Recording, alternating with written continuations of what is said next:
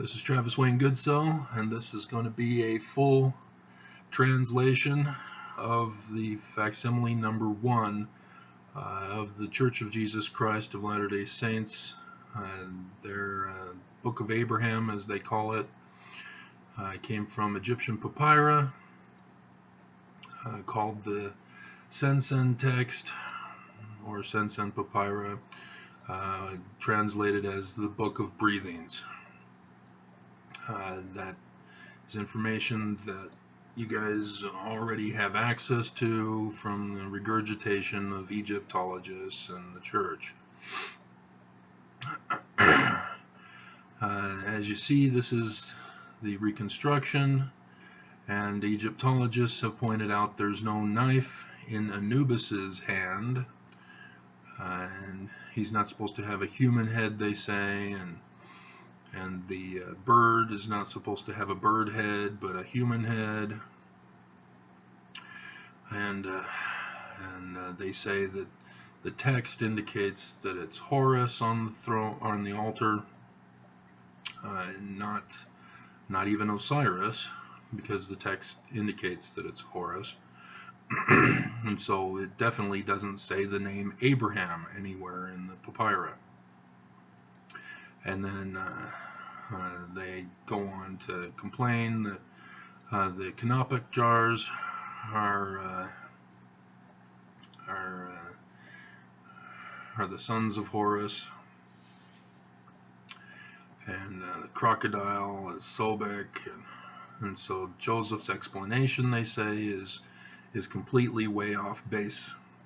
Now, before you start thinking, oh, you're a Mormon sympathizer, you're biased to the Mormon church, blah, blah, blah. Again, there's a difference between regurgitation and actual research to fact check and verify the regurgitated information.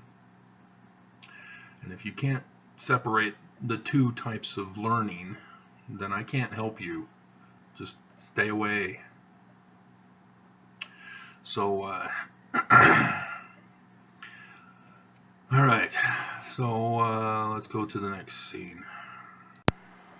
Okay, here's an artist's rendering of what the original papyri would have looked like in the placement of the different parts of it.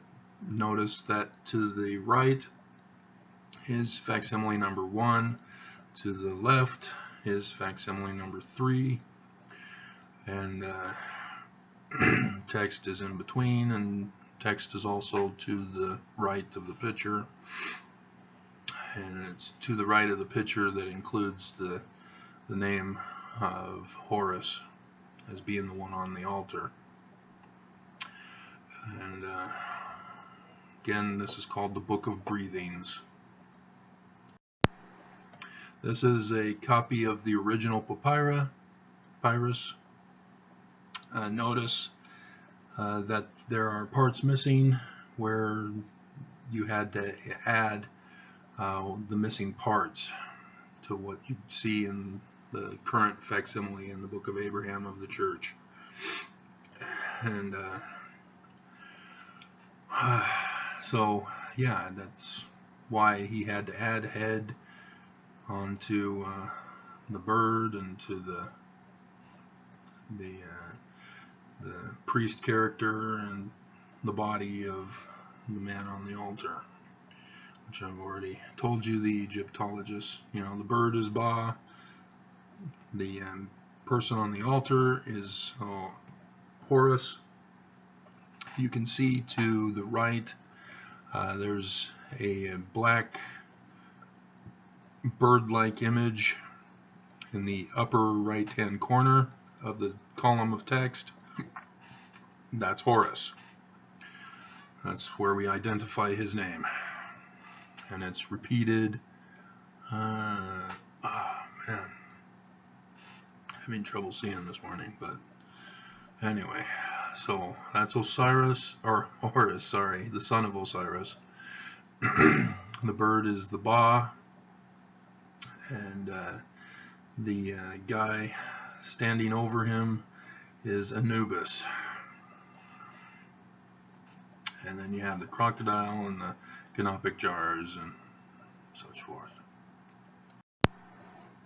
As you can see here in Egyptian, this scene is all over the place in Egypt, and it takes different forms, different styles, and different manners, but you can get the general idea that this is the same subject matter being discussed in the text.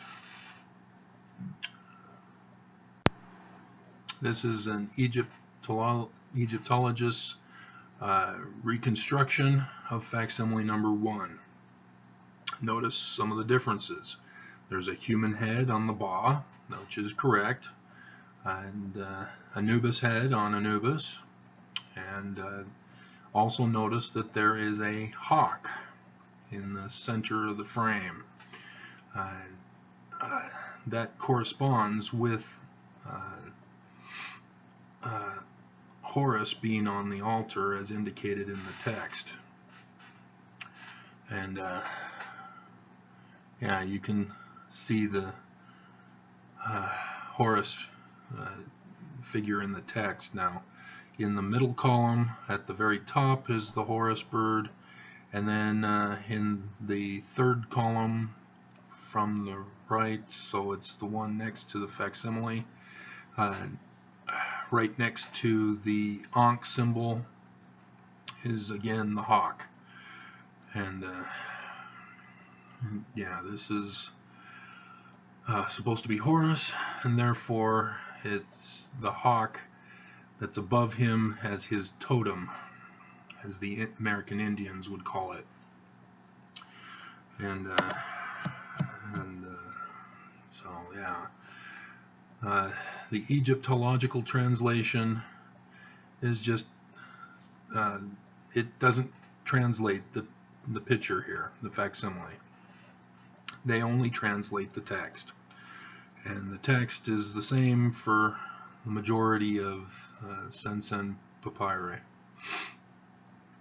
and it has to do with the Book of Breathings, and Breathings refers to resurrection. It's an afterlife text. And so it's discussing what happens to a person, in this case Horus, after he dies. And that's what they believe happens after we die, is that we are resurrected. We rise from the grave. We become a living person again in the afterlife, and we dwell on a sun. That's why they call them solar gods, is because they dwell on a sun, and the sun going across the sky is representative of the god sailing across the sky in a boat. And it's just to illustrate that that's where he lives, is on the sun. He is a sun god. And Egyptologists mess up here with the picture because they accuse Joseph Smith of being incorrect in the reconstruction of the picture. Again, they claim that, as you can see, Anubis does not have a knife in his hand, and he does not cut open the body. But Egyptologists know better, because they should know all about the Egyptian mummification process. To get out the brain, they got to stick a probe up the guy's nose, wiggle it around, and then the hook on it is able to pull out the brain matter. And the person is given some chemical solution that dissolves a lot of stuff that comes out of his nether regions.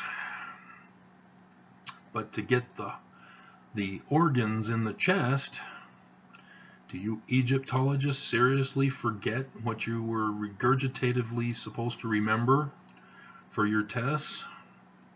He has to cut open the chest.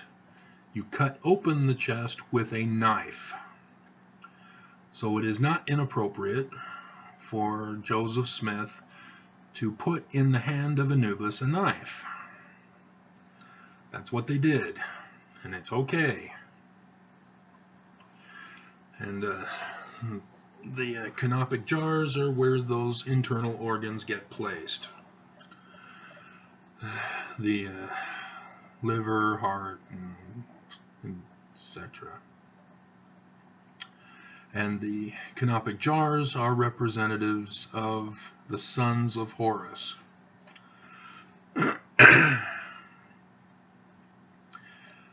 Okay, so that's the regurgitative information. Also, yeah, I got to point out, Joseph Smith put a bird head on the bird. But what does he call this bird in the text? He calls it a person, refers to it as a personage. He does not refer to it as a bird saving Abraham. It is a person who comes and saves Abraham. So also I need to point that out, because Egyptologists are forgetting their education and not making the correct connections. Okay, so let me pull up, yeah, I can remember. Alright, so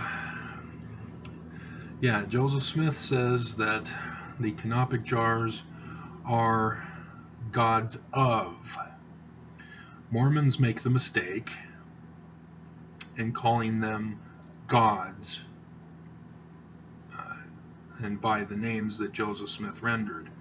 That is not correct. It is not the god Elkanah. It is the god of Elkanah. You need to get that right. The word of makes it a whole different personage or god or deity, and can totally fit as canopic jars, because as the sons of Horus, they are therefore gods. So the god of Elkanah, Mamakra, or whatever other names are, that's what you need to put in there, is the names of each of these canopic jar deities, the sons of Horus. So Joseph Smith is correct that these are gods. And it's him who added the characters that everybody says, oh, well, that looks similar to Hebrew. Okay. He's also using the Hebrew character Abraham. So that makes sense. And I'll get to that later. And then the god of Pharaoh. This is Sobek in the waters, a crocodile. He is a deity god, Sobek. And he is the god of Pharaoh because he represents symbolically Pharaoh. So Joseph Smith got that right. But again, it is not Pharaoh, it is the god of Pharaoh, just as Joseph Smith says it is. And so yes, people like to use regurgitative information to say Joseph Smith is wrong. Unfortunately, Joseph Smith is more accurate than you think. And so, again, with Anubis, I need to point out that the high priest performing the ritual would wear an Anubis mask during this ritual. So yes, it is Anubis in the picture form on papyri and on the temple walls and the tomb walls, but it was always a priest, a human priest, who would wear the mask. And so having a head of a human is also correct for Joseph Smith to put. And so, again, you've got to stop with the regurgitative information. You've got to learn how to learn. You got to fact check the work of Egyptologists. Okay, so also like to point out, Joseph Smith says that this scene is taking place in Egypt, Abraham in Egypt. And that's significant because biblical scholars are trying to find the location of Ur in Mesopotamia. They're not looking in Egypt. Joseph Smith clearly indicates that Abraham here is an Egyptian. He is not Semitic. He is not from Mesopotamia. So don't look in Sumer. Don't look in Ur of the Chaldees. Joseph Smith clearly indicates that this is an Egyptian story. And again, he is correct. It is an Egyptian story. All right, so let's go to Abraham chapter 1. All right, so he talks about Abraham, and where does he say that refer to the picture? He's repeating a lot of the explanations that he gives. For example, in verse 6, for their hearts were set to do evil, and were wholly turned to the God of Elkanah, and the God of Libnah, and the God of Mamakra, and the God of Korash, and the God of Pharaoh, king of Egypt. See, he even gets king right, because Pharaoh was first translated as king. And it was changed later on during the 18th dynasty. So to refer to Pharaoh as king of Egypt indicates that it's before, was it Thothmose III, I believe was when the change took place. You'll have to fact check me on that one. Okay, endeavor to take away my life. Priest of Elkanah was the priest of Pharaoh. So here he's talking about the priest in this picture as being a priest, not actually Anubis. So what Joseph Smith is alluding to is that this scene is the manner in which Egyptians attempted to murder people. And the murder was to be performed by a priest. So what Joseph Smith is now indicating is that they tried to mummify Abraham in order to silence him, remove him from society through the normal ritual practice in order to cover it up. That's what Joseph Smith is alluding to here. And that's perfectly acceptable as a translation, because it's known that Egyptians did not perform human sacrifices like the Aztecs, where they'd have the person on an altar, he's still alive, and they'd rip out his heart. And Om Nom Shavai Om Kalima Shatide. That's from Indiana Jones, if you remember that movie. And that's a completely different location altogether from either of those two. India, I believe.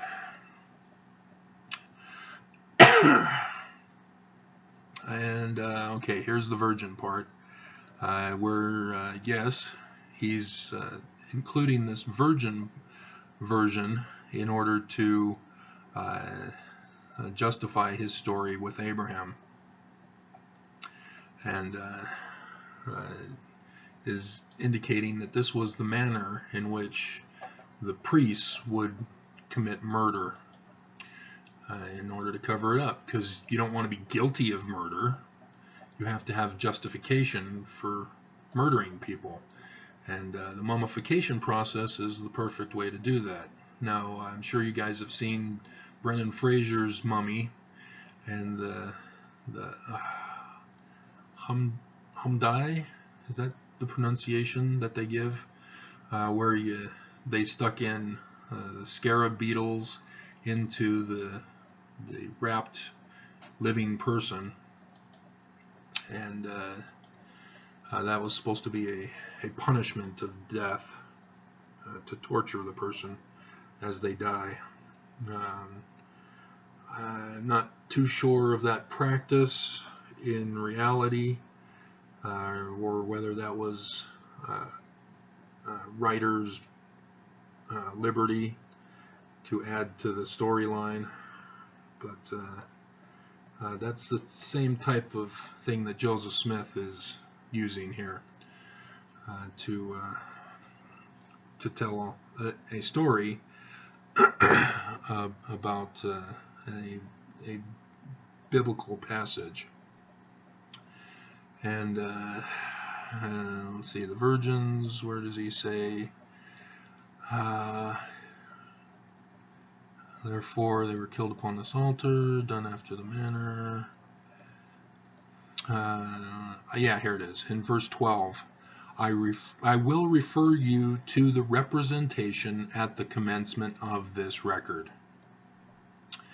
And so that's where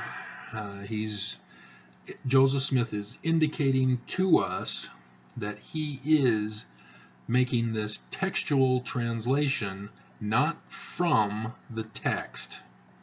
Everybody assumes that he's doing it from the text because they found the Egyptian alphabet and grammar, and that it was composed into columns, and each character from the text related to a translation from the passage in Abraham. That is your first clue that the Egyptian alphabet and grammar was not by Joseph Smith, because Joseph Smith clearly indicates that he's not translating the text, he's translating the picture, facsimile number 1.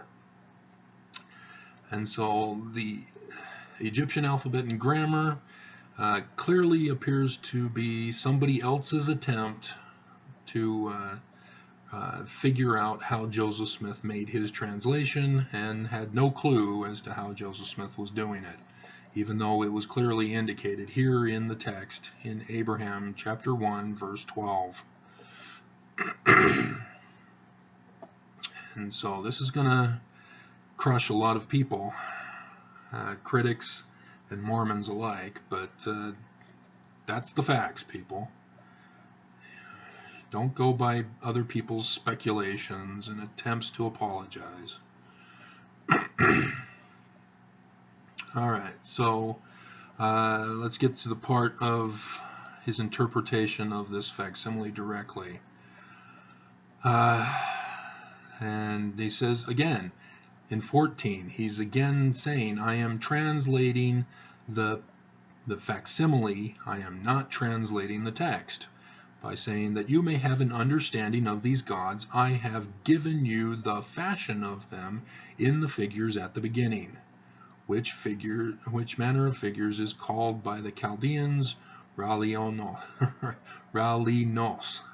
which signifies hieroglyphics.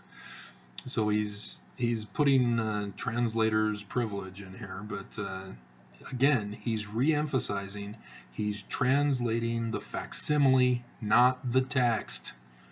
Get it right, Mormon apologists. All right. And in 15, and as they lifted up their hands upon me, that they might offer me up and take away my life. So he's referring to the picture here. Behold, I lifted up my voice unto the Lord my God. He's praying. Now look at the picture. The reconstruction messed up here. Both hands are up, and they have the one down, and that is an incorrect reconstruction in that sense. And though the hawk is the anomalous hand, he did have both hands up. And so if you look in the Egyptian sign list under the figure for prayer, you will see that it is a human with his standing up and his one leg in front of the right leg in front of the left leg, just as you see there as him lying down, but you turn it on its side and he's standing up, the right leg in front of the left, and both hands raised high above his head as best as he can there. That is the sign from the Egyptian texts for prayer. So Joseph Smith got that right. So you can argue that Joseph Smith couldn't have known Egyptian, but as you can see, the facts and the evidence clearly indicate Joseph Smith did know Egyptian. And how we know, I don't know. That's not relevant to this issue. We're making a translation. And we're checking Joseph's work here first. and we've already fact-checked the Egyptologists and have proven that they were wrong on their denial that Joseph Smith was correct. All right, and let's continue. I lifted up my voice. The Lord hearkened and heard, and he filled me with the vision of the Almighty and the angel of his presence. So again, angels are not birds. Angels are human form. And sure enough, that's the bird creature with the human head in the reconstruction. And so it is a human that saves him. So yes, Joseph Smith is taking liberties here to indicate a textual story from this picture. Now the Egyptian picture, according to the text around it, does not have this story that Joseph Smith is telling. And so what Joseph Smith is doing is rendering a different kind of translation than is commonly understood by regurgitation among Egyptologists. And I'll get to that in just a second here. And then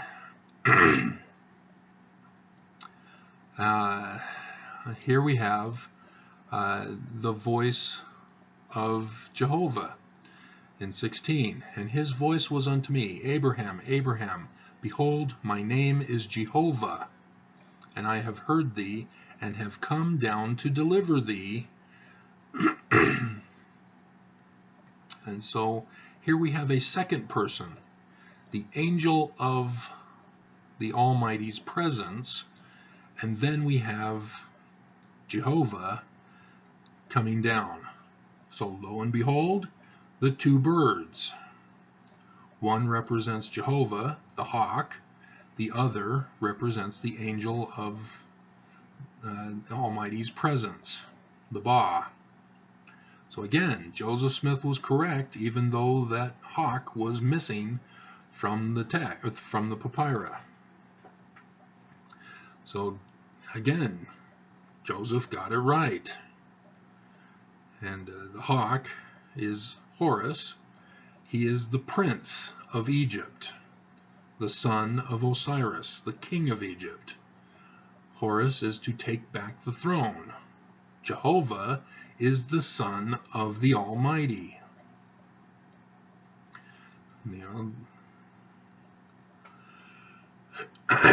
And that's a different structure of theology that is not had among Jews nor Christians. For Christians, there's only Jesus, and he's the same substance, supernatural substance, not physical substance, as the Father and the Holy Ghost. All three are one, and yet they can be separated from the one to perform certain missions, but they are of the same. Homoousios is the Greek word that Constantine declared. And then Jews, they believe in Jehovah as God. And there is only one God, according to their post-captivity Jew text. Despite the many indications that there's multiple gods with a correct translation of the Hebrew Bible, despite many people arguing over that. But again, are you taking regurgitative information, or are you going to check by doing research? Okay, so yeah, and then he talks about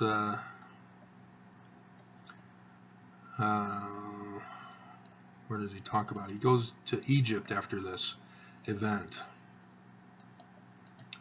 And so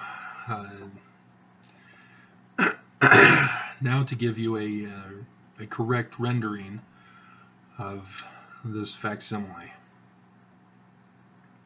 Yeah, also notice that in Abraham chapter 1, Joseph Smith again knows Egyptian before Egyptologists were able to figure all this stuff out.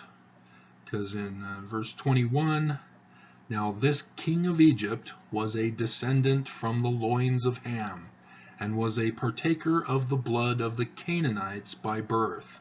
Lo and behold, earlier this year, DNA scientists doing DNA research on the mummies of Egypt, the pharaohs of Egypt, determined that they originated not from deeper into Africa, but from the Canaanite area, the Israelite area, the Palestine area, whichever name you call it, depending on which time frame you're referring to.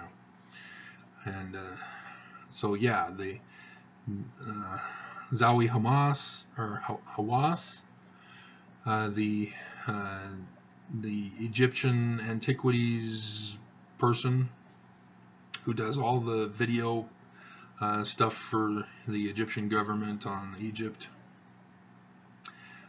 he's furious because how dare science identify the pharaohs as coming from Canaan rather than from deeper into Africa. So yeah, he was furious with the scientific evidence. And here it is, Joseph Smith got it right. Egyptians are from the blood of the Canaanites, not Semites, Canaanites. Canaanites were not Semites. All right, and then they go on in 23, they say the land of Egypt being first discovered by a woman.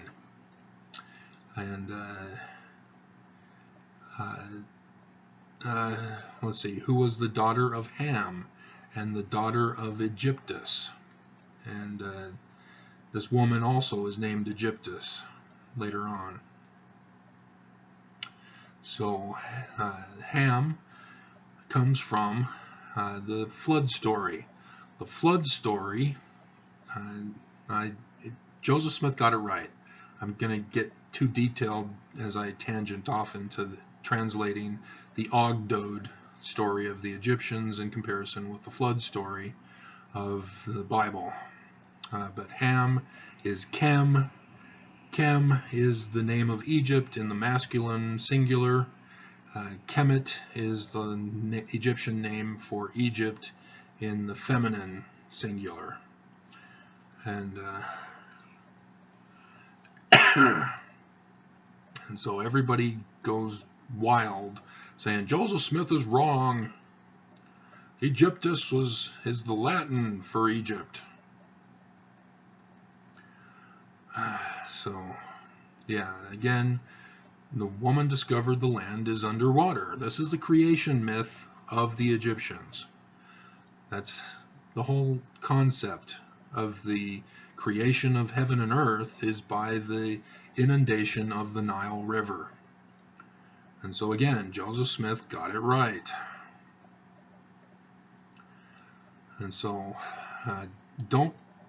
Mormons, if you are thinking, and even critics of the Mormon Church, if you are thinking that I am supporting Joseph Smith and supporting the current Brighamite Church, you're misleading yourself. You're not paying attention to the full context of my other videos. Brigham Young is not legitimate. The current church is not legitimate. So don't get all high and mighty thinking that I'm supporting the current church. That's not the case, because Mormons, remember, the gospel topic essay, Historicity and Translation of the Book of Abraham, clearly says that the church's policy is that Joseph Smith is wrong.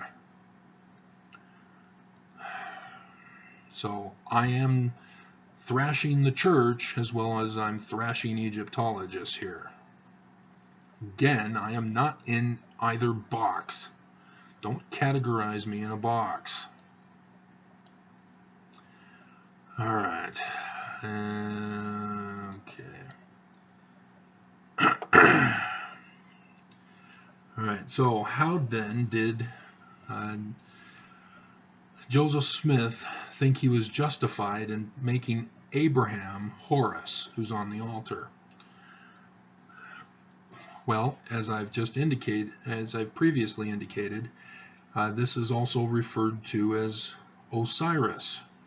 Osiris is also represented on this altar as well in other pictures.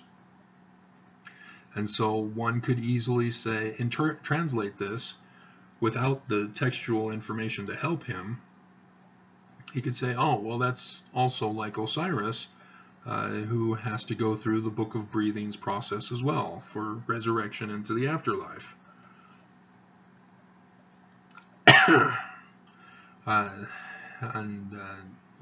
And so, as you can see, there are multiple translations available here. The Egyptologists also used this for regular Egyptians.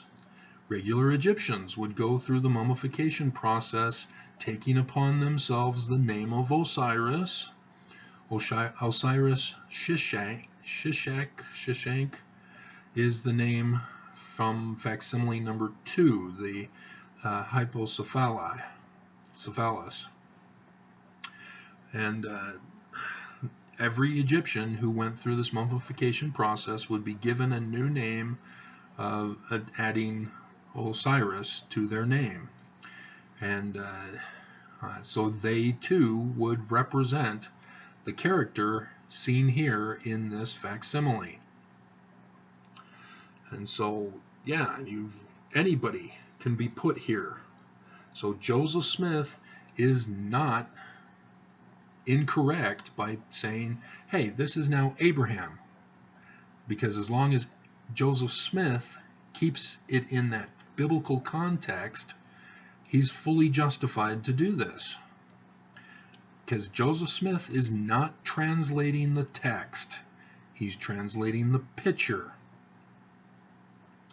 And it's clear he's trying to restore the biblical account of Abraham, because there's lots of questions in there. For example, Abraham, when he goes to Egypt,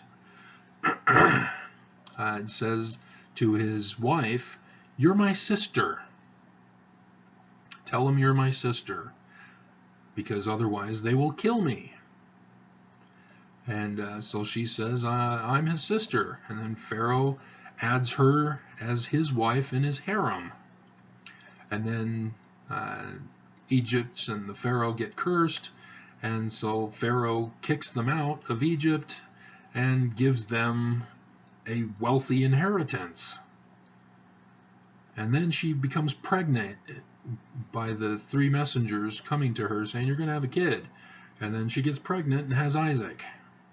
Huh. Interesting. She goes to Egypt as Pharaoh's wife. The biblical author says she didn't have sex with Pharaoh, but yet after they leave, she's all of a sudden pregnant because she wasn't able to have child with Abraham. So Joseph Smith is inserting the missing information in the Bible about why Abraham went to Egypt. And so, yeah, in chapter 2, he travels to Egypt. Or is that when he gets kicked out? Hold on. Yeah, he continues with the biblical story. The famine was sore in the land of Ur, and so he left. And, yeah, and Haran. This is the biblical story repeated. This is not new information. There might be some word changing here and there, but for the most part it's back to the revision of the Bible that he had done. And so this is about Abraham before he goes to visit Pharaoh, helping to understand. And sure enough, calling his wife his sister is the practice of pharaohs. Pharaoh could not become Pharaoh unless he married his sister and took his sister as his wife. And that's how the blood of royalty was passed from generation to generation. And lo and behold, Joseph Smith also indicates this from Abraham chapter 1. And let's see, sister, where does he say sister?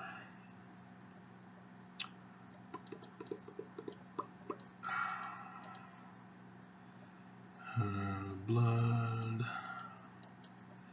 Oh, come on. I don't want to waste time looking for something. I can't pause the recording.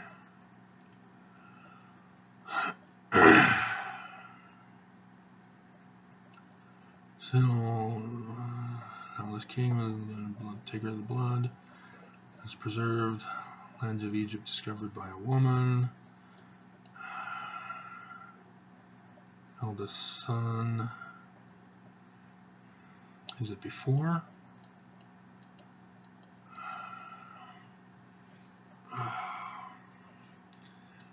Okay, maybe I figured it out that the husband of the woman who discovered Egypt and had the son Pharaoh, the first Pharaoh, would have been Canaan.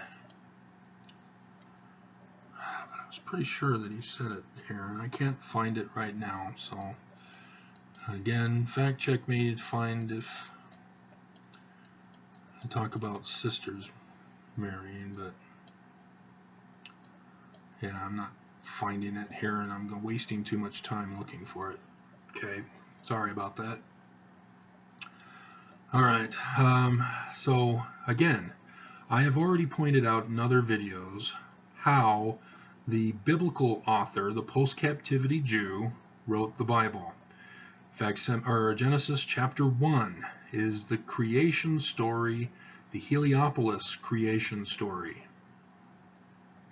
And the Heliopolis creation story is the separation of heaven and earth and the land rising and excuse me, early in the morning.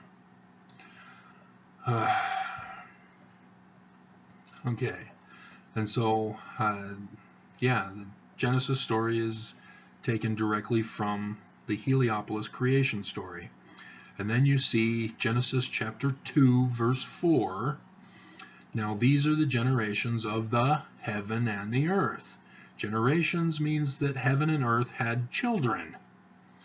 And so that's a blatant indicator that the post-captivity Jew is looking off of Egyptian documents and rendering a translation of them in exactly the same manner that Joseph Smith is translating the facsimile pictures, not the text. It is exactly the same process.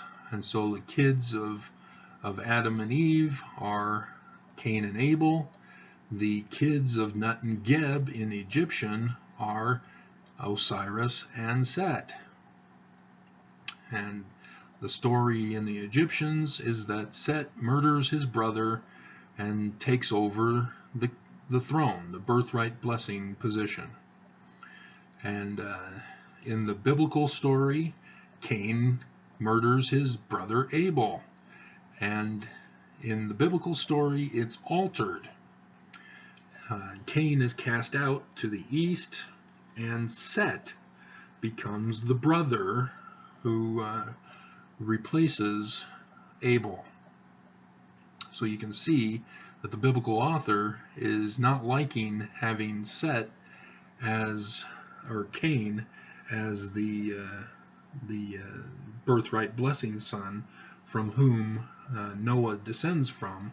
So he replaces Cain with a new brother, Set, which is from the Egyptian text. That's how the biblical author did it. That's the same manner in which Joseph Smith is rendering his translation. And that's how Abraham is used in this scene. And so you can also take this same facsimile and translate the sacrifice of Isaac by Abraham. Anubis becomes Abraham, and then Isaac becomes Horus in this particular scene. Horus is the son of Osiris, so Isaac is appropriate for this scene. And in fact, it also makes sense when we go to facsimile number 3, because Joseph Smith does not translate this facsimile. And somebody left a note under my door. All right. Okay. 42 minutes here. Wow.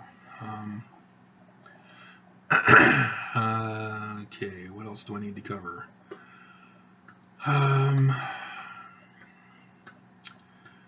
Yes, the stars.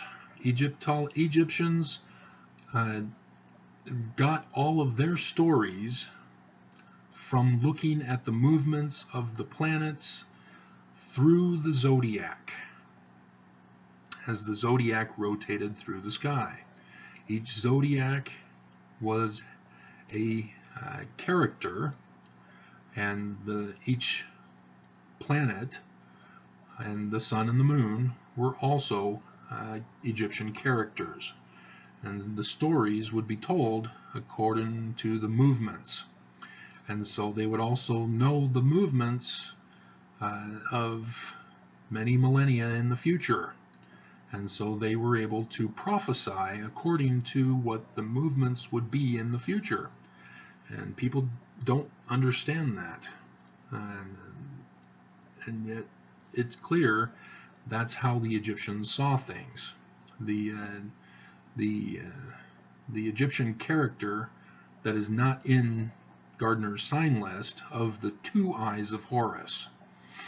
They don't translate the pictures, they only translate the text. And the text never has the 2 eyes of Horus. But you'll find the 2 eyes of Horus in multiple scenes of the pictures. And it has been translated with the phoneme PTR, Peter. And the texts refer to the right eye of Horus as the sun of Ra, and the left eye as the moon of Thoth, or Thought, depending on the phonetics you want to use. And and so the eyes of Horus were seen as representation of the sun and the moon. And so the sun and the moon, as you can tell, are representative of either government or religion. Sun for government, moon for religion. And oftentimes the religious or government leader, or both, referring to Pharaoh. And in our day, we have a separation of religion and government. And so there's significance there when you understand their manner of prophesying of the future. But I've already discussed that in other videos.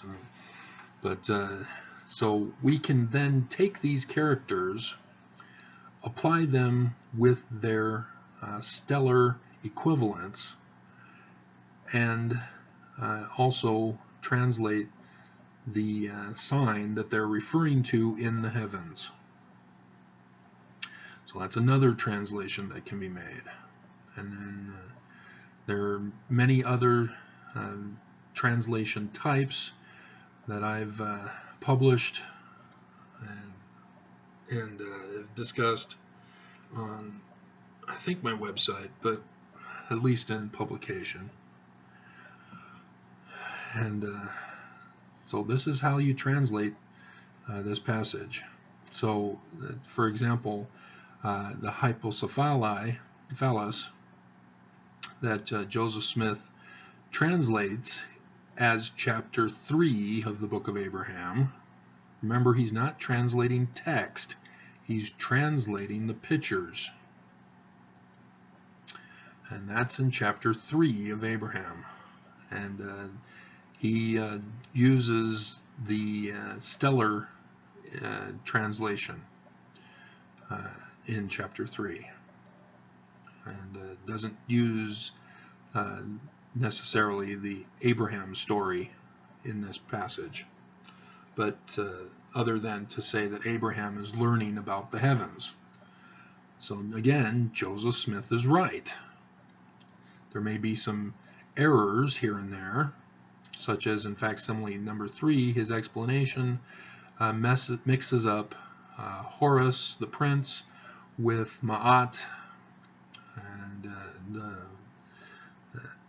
but Joseph Smith is right to call the Pharaoh a woman standing behind Abraham as Pharaoh.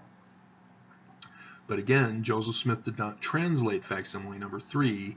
He just gave representations for each of the characters in his explanation. And it ties in to the story of Abraham and of the son who is becoming king.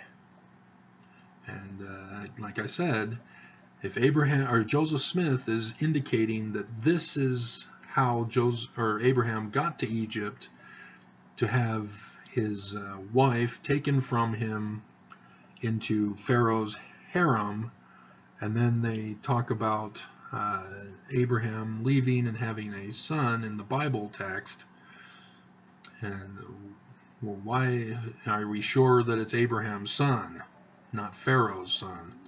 And so how would you explain that? But Joseph Smith is doing it in the story, but that's for another translation. And so I'm only doing facsimile number 1. So I hope this was clear for you, and I hope you understand that regurgitative information is not the way to learn. You can't trust what people say just because they claim to be in a position of authority. Okay, so yeah, I think I've covered everything here. So that's the translation of facsimile number 1 from the papyri of Joseph Smith that he had obtained back in 1835.